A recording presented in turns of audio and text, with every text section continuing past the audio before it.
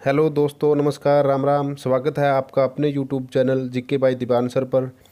हम भारतीय राज्य व्यवस्था की एमसीक्यू सीरीज कर रहे हैं, जिसके तहत आज की इस वीडियो में हम संविधान के कुछ अनुच्छेद, मोस्ट इम्पोर्टेंट अनुच्छेद करने वाले हैं। तो आइए शुरू करते हैं आज का पहला सवाल।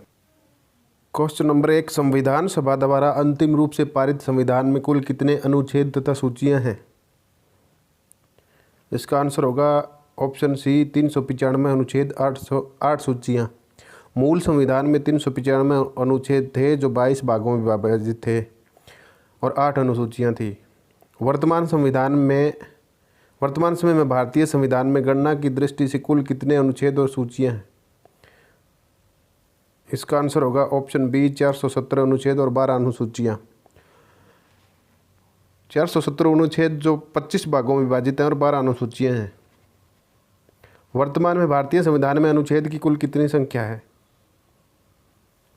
इसका आंसर होगा ऑप्शन बी, 470 अनुच्छेद। संविधान के किस अनुच्छेद में यह अंकित है कि इंडिया अर्थात भारत राज्यों का एक संघ होगा? इसका आंसर है संविधान के अनुच्छेद 1 में यह लिखा हुआ है कि इंडिया अर्थात भारत राज्यों का एक संघ होगा। संविधान के अनुच्छेद 1 में भारत को क्या कहा गया है? इसका आंसर होगा ऑप्शन डी, राज्यों का संघ। संविधान के अनुच्छेद 1 में भारत को राज्यों का संघ कहा गया है। भारतीय संविधान के किन अनुच्छेदों में नागरिकता संबंधी प्रावधान है? इसका आंसर है अनुच्छेद 5 से 11। अनुच्छेद 5 से 10 नागरिकता की पात्रता को परिभाषित करते हैं और अनुच्छेद 11 नागरिकता के मामलों पर संसद को कानून बनाने का अधिकार देता है। मोदी सरकार ने भी अनुच्छेद 11 का यूज करते हुए CAA कानून बनाया था। भारतीय संविधान के किस अनुच्छेद के अंतर्गत नागरिकों को मौलिक अधिकार प्रदान किए गए हैं? इसका आंसर होगा ऑप्शन बी, 12 से 35। 12 से 35 भाग 3 के अंतर्गत आता है। भारतीय संविधान के भाग 3 को अधिकार पर पत्र या मैग्ना कार्टा भी कहा जाता है। भारतीय संविधान का मैग्ना कार्टा भाग 3 अनुच्छेद 12 से 35। नौकरियों तथा शैक्षणिक संस्थाओं में समाज के कमजोर वर्ग के लिए आरक्षण उपलब्ध कराने के लिए केंद्र सरकार को संविधान का कौन सा अनुच्छेद अधिकार प्रदान करता है? इसका आंसर होगा अनुच्छेद 16। नौकरियों तथा शैक्षणिक संस्थाओं में समाज के कमजोर वर्ग के लिए आरक्षण उपलब्ध कराने के लिए केंद्र सरकार को संविधान का अनुच्छेद 16 अधिकार प्रदान करता है। अनुच्छेद 16(4)(a) के अनुसार राज्य सरकारें अपने नागरिकों के उन सभी पिछड़े वर्गों के पक्ष में आरक्षण हेतु प्रावधान करती है। भारतीय संविधान के किस अनुच्छेद द्वारा अस्पृश्यता को समाप्त किया गया? इसका आंसर होगा अनुच्छेद 17। इसके तहत संविधान में लिखा गया है कि अस्पृश्यता का अंत किया जाता है और उसका किसी भी रूप में आचरण निषिद्ध किया जाता है। अस्पृश्यता से उपजी किसी भी निर्योग्यता को लागू करना अपराध होगा जो विधि के अनुसार दंडनीय होगा। भारतीय संविधान का कौन सा अनुच्छेद राष्ट्रपति के पद के लिए पुनर्निर्वाचन की योग्यता निर्धारित करता है? इसका आंसर होगा ऑप्शन डी, अनुच्छेद 57। भारतीय संविधान का अनुच्छेद 57 राष्ट्रपति के पद के लिए पुनर्निर्वाचन की योग्यता निर्धारित करता है। इस अनुच्छेद के तहत कोई भी व्यक्ति जो राष्ट्रपति के रूप में पद धारण करता है या कर चुका है, इस संविधान के अन्य उपबंधों के अधीन रहते हुए वह उस पद के लिए पुनर्निर्वाचन का पात्र होगा। भारत का संविधान अस्पष्टता, प्रेस की आज़ादी की व्यवस्था नहीं करता है, किंतु यह आज़ादी अंतर्निहित है। इसका आंसर होगा अनुच्छेद 19(a) में।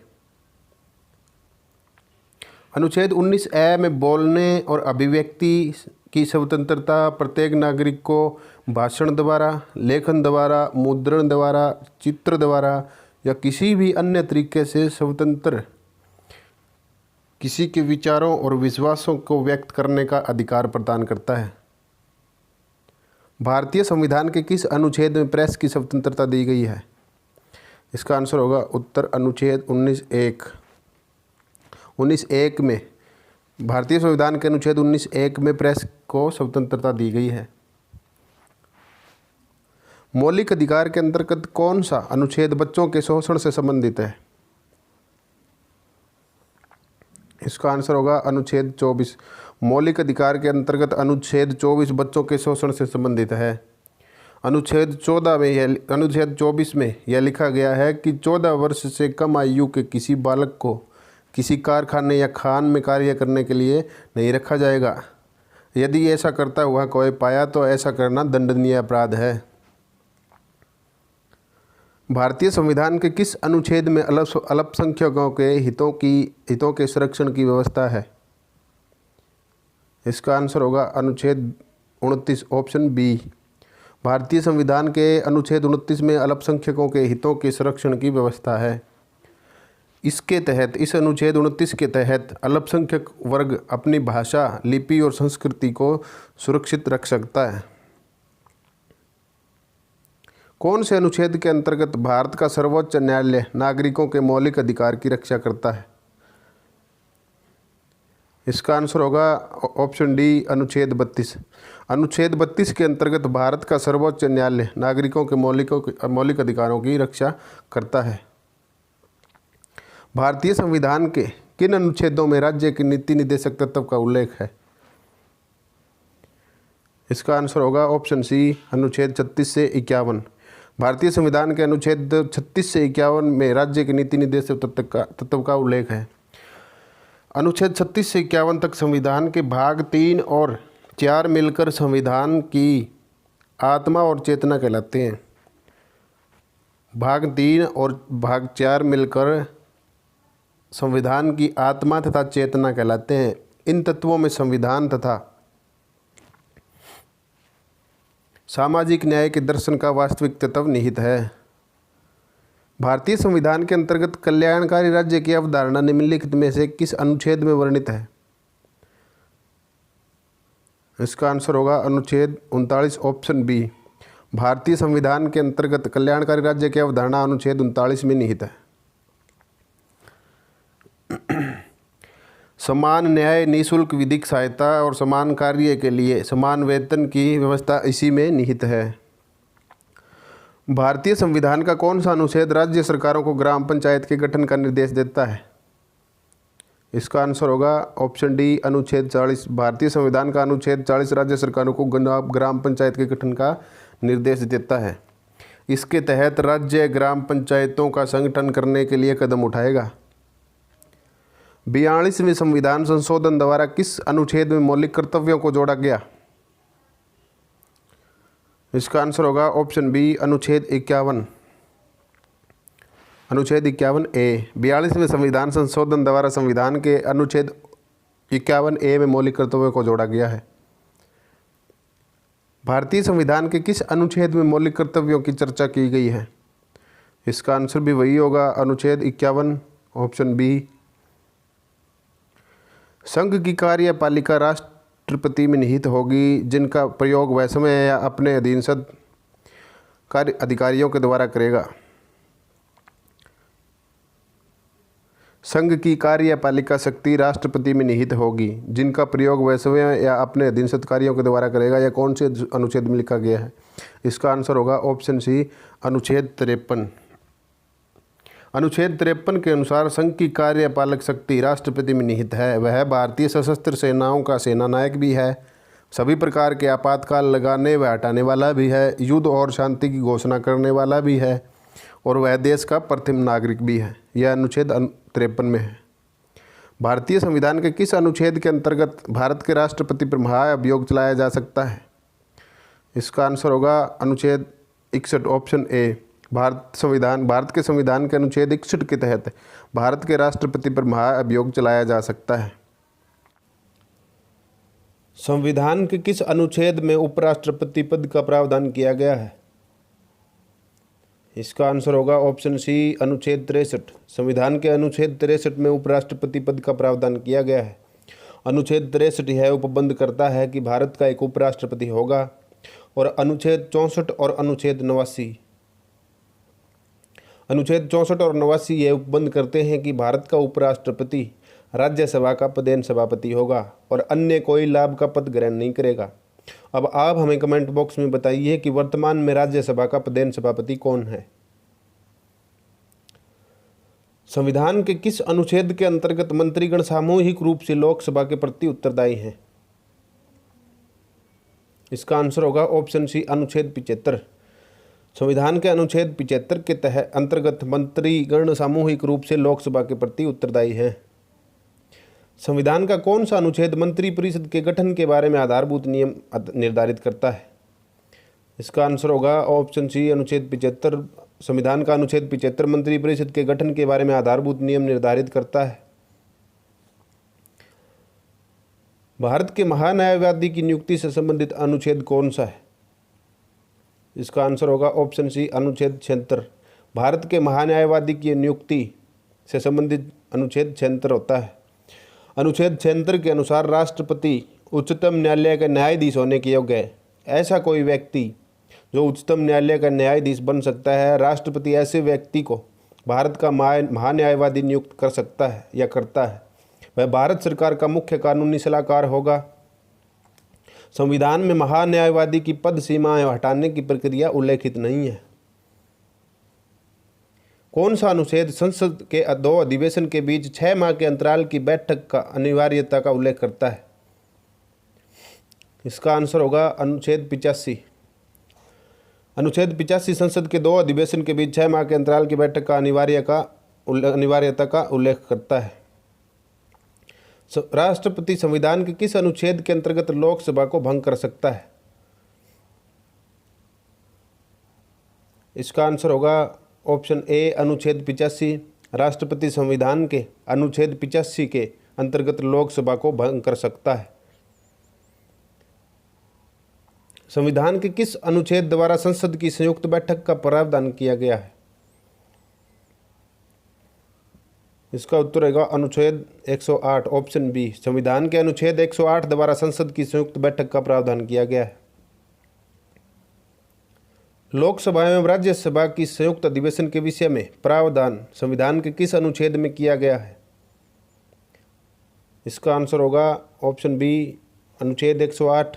लोकसभा एवं राज्यसभा की संयुक्त अधिवेशन के विषय में प्रावधान संविधान के अनुच्छेद 108 में किया गया है। संविधान के किस अनुच्छेद में धन विधेयक की परिभाषा दी गई है? इसका उत्तर होगा ऑप्शन सी अनुच्छेद 110। संविधान के अनुच्छेद 110 में धन विधेयक की परिभाषा दी गई है। अनुच्छेद 110 के तहत संसद द्वारा धन विधेयक को पारित करने के संबंध में एक विशेष प्रक्रिया निहित है। भारतीय संविधान का कौन सा अनुच्छेद भारत के संचित कोष से संबंधित है? अनुच्छेद 112, अनुच्छेद 146, अनुच्छेद 148 या उपयुक्त सभी? इसका आंसर होगा ऑप्शन डी उपयुक्त सभी। अनुच्छेद भारत के संचित कोष से संबंधित हैं। संविधान के किस अनुच्छेद के अंतर्गत राष्ट्रपति अध्यादेश जारी करता है? इसका आंसर होगा ऑप्शन सी अनुच्छेद 123। संविधान के अनुच्छेद 123 के अंतर्गत राष्ट्रपति अध्यादेश जारी कर सकता है। संविधान के किस अनुच्छेद में सर्वोच्च न्यायालय के न्यायाधीश पर महाभियोग चलाने का प्रावधान है? इसका आंसर होगा अनुच्छेद 124 ऑप्शन सी। संविधान के अनुच्छेद 124 में सर्वोच्च न्यायालय के न्यायाधीश पर महाभियोग चलाने का प्रावधान है। अनुच्छेद 124 यह कहता है कि उच्चतम न्यायालय में एक मुख्य न्यायमूर्ति होगा और वह संसद विधि द्वारा अधिक संख्या में विहित नहीं करती है तब तक 7 से अधिक अन्य न्यायाधीश होंगे और समय समय पर भारत के उच्चतम न्यायालय के न्यायाधीशों की संख्या घटाई बढ़ाई जा सकती है। राष्ट्रपति सर्वोच्च न्यायालय से संविधान के किस अनुच्छेद के अंतर्गत परामर्श ले सकता है? इसका आंसर होगा ऑप्शन डी अनुच्छेद 143। राष्ट्रपति सर्वोच्च न्यायालय से संविधान के अनुच्छेद 143 के अंतर्गत परामर्श ले सकता है। सर्वोच्च न्यायालय अपने द्वारा सुनाए गए किसी निर्णय का आदेश का पुनरावलोकन करता है। यह व्यवस्था संविधान के किस अनुच्छेद में उपबंधित है। सर्वोच्च न्यायालय अपने द्वारा सुनाए गए किसी निर्णय का आदेश का पुनर्वलोकन कर सकता है। यह व्यवस्था संविधान के किस अनुच्छेद में उपबंधित है? इसका आंसर होगा ऑप्शन सी, अनुच्छेद 137। संविधान के निम्नलिखित में से किस अनुच्छेद में यह व्यवस्था की गई है कि उच्चतम न्यायालय द्वारा विनिश्चित विधि भारत के राज्य क्षेत्र के भीतर सभी न्यायालयों पर आबद्धकर होगी? इसका आंसर होगा ऑप्शन ए, अनुच्छेद 141। भारतीय संविधान में सर्वोच्च न्यायालय तथा उच्च न्यायालय को न्यायिक पुनरावलोकन की शक्ति प्रदान की गई है, जिसका आधार है अनुच्छेद 32, ऑप्शन बी। भारतीय संविधान में अनुच्छेद 32 के तहत सर्वोच्च न्यायालय तथा उच्च न्यायालय को न्यायिक पुनरावलोकन की शक्ति प्रदान की गई है। संविधान के किस अनुच्छेद के अंतर्गत अधीनस्थ न्यायालय जिला न्यायालय का प्रावधान किया गया है? इसका आंसर होगा अनुच्छेद 233, ऑप्शन बी। संविधान के अनुच्छेद 233 के अंतर्गत अधीनस्थ न्यायालय जिला न्यायालय का प्रावधान किया गया है। भारतीय संविधान का कौन सा अनुच्छेद संवैधानिक प्रावधानों की संघीय संसद राज्य विधान पालिकाओं द्वारा नियमों कानूनों पर प्राथमिकता प्रदान करती है?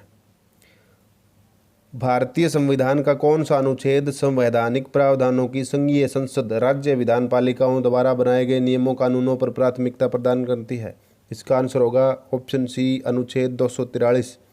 भारतीय संविधान का अनुच्छेद 243 संवैधानिक प्रावधानों की संघीय संसद राज्य विधान पालिकाओं द्वारा बनाए गए नियमों कानूनों पर प्राथमिकता प्रदान करती है।